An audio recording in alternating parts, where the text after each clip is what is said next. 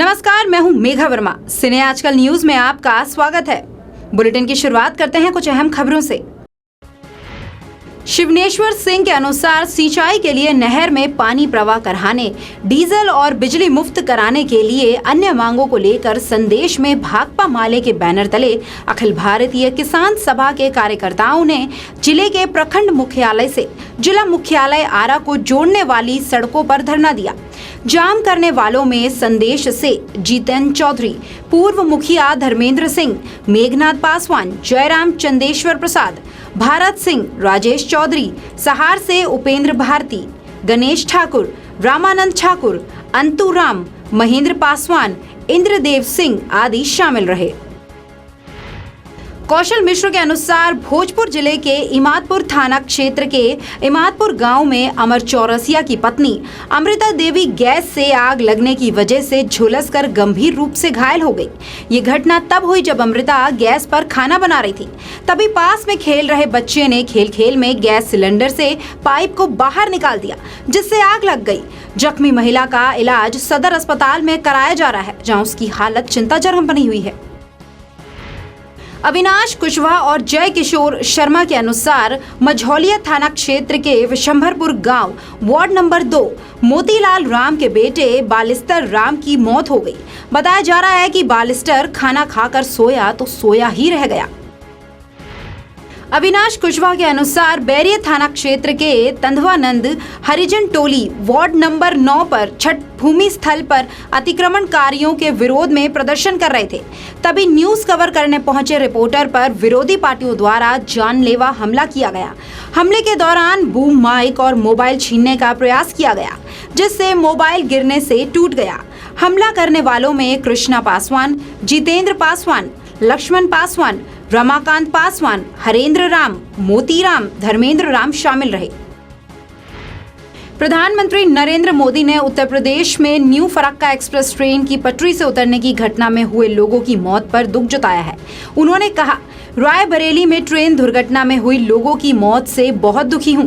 मेरी संवेदनाएं मृतकों के परिवार के साथ हैं और मैं घायलों के शीघ्र स्वस्थ होने की कामना करता हूं। उत्तर प्रदेश सरकार, रेलवे और राष्ट्रीय आपदा मोचन बल सभी दुर्घटना स्थल पर हर संभव सहायता प्रदान कर रहे हैं। उत्तर प्रदेश के रायबरेली में बुधवार सुबह एक बड़ा रेल हादसा हो गया। रायबरेली के पास हरचंदपुर में न्यू फरक्का एक्सप्रेस की कुल 9 बोगियां पटरी से उतर गईं। इस हादसे में 7 लोगों की मौत हो गई है, जबकि कई लोग घायल बताए जा रहे हैं। ट्रेन मालदा से नई दिल्ली की ओर जा रही थी, तभी इंजन सहित कुल 9 बोगियां पटरी से उतर गईं। मुख्यमंत्री योगी आदित्यनाथ की तरफ से मृतकों के परिजनों को 2 लाख रुपए का मुआवजा और घायलों को 50,000 रुपए की मदद देने का ऐलान किया गया है। रेल मंत्रालय ने भी मृतकों के परिजनों को 5 लाख और गंभीर रूप से घायल लोगों को 1 लाख और मामूली चोट वालों को 50,000 रुपए की मदद का ऐलान किया है। आज सुबह उत्तर प्रदेश के रायबरेली में एक बड़ा रेल हादसा हुआ, जिसमें 7 लोगों की मौत हो गई। रेलवे और कोयला मंत्री पीयूष गोयल ने निर्दोष जीवन के नुकसान पर गहरी संवेदना व्यक्त की है। उन्होंने मृत व्यक्तियों के रिश्तेदारों को 5-5 लाख रुपए और गंभीर चोट के मामले में 1 लाख रुपए, साधारण चोट के मामले में 50,000 रुपए की घोषणा की है। आपको बता दें, उन्होंने इस दुर्घटना की जांच के आदेश भी दे दिए हैं। भारत की बहुचर्चित फिल्मी पत्रिका सिने आजकल नया मगर सबके जुबान पर एक ही नाम, सिने आजकल। विज्ञापन, interview, film promotion, press conference के लिए संपर्क करें CHEC media. Mobile number 9350816300। Email ID है cineajkalindia@gmail.com। केंद्रीय सड़क परिवहन मंत्री और बीजेपी के वरिष्ठ नेता नितिन गडकरी ने एक इंटरव्यू में बवाल मचा दिया। मराठी चैनल को दिए एक इंटरव्यू में उन्होंने कहा कि हमें 2014 लोकसभा चुनाव में लंबे चौड़े वादे करने की सलाह दी गई थी, क्योंकि हमें लग रहा था हम सत्ता में नहीं आएंगे। लेकिन हम सत्ता में नहीं आते तो इसके लिए हमारी कोई जिम्मेदारी नहीं बनती। अब हम लोग सत्ता में हैं और लोग हमारे उन वादों के बारे में अब पूछते हैं तो हम मुस्कुरा के आगे बढ़ जाते हैं। कांग्रेस पर देश को बांटने के अभियान में शामिल होने का आरोप लगाते हुए बीजेपी के प्रवक्ता संबित पात्रा ने कहा कि गुजरात में उत्तर भारतीयों पर हमले कराने में कांग्रेस पार्टी का हाथ है और कांग्रेस ने राहुल गांधी को लॉन्च करने के लिए उत्तर भारतीयों पर हमले कराए हैं। कांग्रेस के 3C का भंडाफोड़ हो गया है, जिसमें अफरा तफरी यानी केओस, साजिश यानी कॉन्स्पिरेसी और भ्रम यानी कंफ्यूजन शामिल है। संबित पात्रा ने कहा कि कांग्रेस पार्टी शहरी नक्सलियों को अधिक मदद करती है। रायबरेली में हुए न्यू फरक्का एक्सप्रेस हादसे के बाद रेल कर्मियों के संगठनों से रेल प्रबंधन को लेकर तीखी प्रतिक्रिया आई है। देश के सबसे बड़े संगठन All India Railwaymen's Federation के महामंत्री शिव गोपाल मिश्रा ने कहा कि रेलवे में लगभग 2.5 लाख कर्मचारियों की कमी है। देश के किसी भी रेल सेक्शन पर निर्धारित गैंगमैनों की संख्या में कम लोगों ही काम कर रहे हैं। वहीं पटरियों की गुणवत्ता पर भी लगातार सवाल उठते रहे हैं। ऐसे में रेल हादसे होना कोई बड़ी बात नहीं है। सुरक्षित रेलगाड़ियों के परिचालन के लिए आवश्यक है कि रेलवेमैन और मटेरियल की सप्लाई पूरी की जाए। भारत और फ्रांस के बीच फाइटर प्लेन राफेल को लेकर हुई डील के खुलासे की मांग को लेकर बुधवार को सुप्रीम कोर्ट में सुनवाई हुई। इस मामले में 2 याचिकाकर्ताओं ने अपील की है कि सरकार को इस डील में राफेल विमान की कीमतों का खुलासा करना चाहिए। सुप्रीम कोर्ट ने केंद्र सरकार को औपचारिक आदेश नहीं दिया है, बल्कि अटॉर्नी जनरल को सीलबंद लिफाफे में जानकारी उपलब्ध कराने को कहा है। कोर्ट ने सरकार से कहा कि 29 अक्टूबर तक वो डील होने की प्रक्रिया उपलब्ध कराए। मामले की अगली सुनवाई 31 अक्टूबर को होगी। दिल्ली सरकार में परिवहन मंत्री कैलाश गहलोत के घर पर सुबह सुबह आयकर विभाग ने छापेमारी की। आईटी विभाग ने ये छापेमारी इनकम टैक्स रिटर्न को लेकर की है।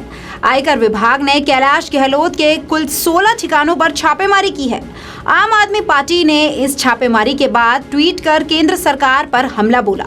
आपको बता दें, इनकम टैक्स ने गहलोत के वसंत कुंज घर में छापा मारा। कैलाश गहलोत साउथ पश्चिमी दिल्ली के नजफगढ़ से विधायक हैं और मई 2017 में दिल्ली के मुख्यमंत्री अरविंद केजरीवाल ने उन्हें परिवहन मंत्री बनाया था। ओडिशा और आंध्र प्रदेश के तटीय इलाके में तूफान तितली का खतरा मंडरा रहा है। तितली से निपटने के लिए ओडिशा में रेड अलर्ट भी जारी कर दिया गया है। ओडिशा सरकार ने इसके मद्देनजर जिला अधिकारियों को तैयार रहने और जान माल से हानि के बचने के लिए कहा है। मौसम विभाग के मुताबिक बंगाल की खाड़ी के ऊपर बने गहरे दबाव का क्षेत्र अगले 24 घंटों में चक्रवाती तूफान का रूप ले लेगा और 11 अक्टूबर को सुबह गोपालपुर और कलिंगपत्तनम के बीच ओडिशा और उत्तर आंध्र प्रदेश के तट को पार करेगा। आम आदमी पार्टी सरकार ने केंद्र सरकार की पेट्रोल डीजल पर वैट की दरें कम करने की अपील को मानने से साफ इनकार कर दिया है। दिल्ली सरकार में उप मुख्यमंत्री और वित्त मंत्री मनीष सिसोदिया का कहना है कि राज्य सरकार पहले से ही घाटे में है। मनीष ने कहा कि राज्यों में जीएसटी ने अपने सारे अधिकार ये मानकर सरेंडर किए थे कि केंद्र सरकार राज्यों के हितों का ध्यान रखेगी। अब केंद्र सरकार कह रही है कि जो 10 रुपए हमने बढ़ाए थे वे तो हमारा यानी केंद्र सरकार का है और हम 1.5 रुपए सस्ता करेंगे। राज्य अपने पास से 2.5 रुपए सस्ता कर दे। राजस्थान में अपनी आने वाली फिल्म हाउसफुल 4 की शूटिंग खत्म करने के बाद अक्षय कुमार अपने परिवार के साथ इन दिनों इटली में छुट्टियां मना रहे हैं। अक्षय कुमार ने अपनी सास डिंपल कपाड़िया का एक वीडियो शेयर किया है जो वायरल हो रहा है। दरअसल डिंपल ने इटली की सड़क पर 1973 में रिलीज हुई अपनी डेब्यू फिल्म बॉबी का गाना सुना। इसके बाद वो इस पर नाचने लगी। इसी का वीडियो अक्षय कुमार ने अपने सोशल मीडिया पर शेयर किया। इस बुलेटिन में फिलहाल मेरे साथ इतना ही। आप देखते रहिए सिने आजकल न्यूज। नमस्कार। लोकतंत्र का चौथा स्तंभ है मीडिया। पूरे देश की खबर, देश ही नहीं विदेशों की खबर, हर खबर पर होगी पैनी नजर। खबरें ही नहीं, साथ में होगा भरपूर मनोरंजन। जी हां, तो देखते रहिए सीएम इंडिया टीवी। खबरों की हकीकत, मनोरंजन।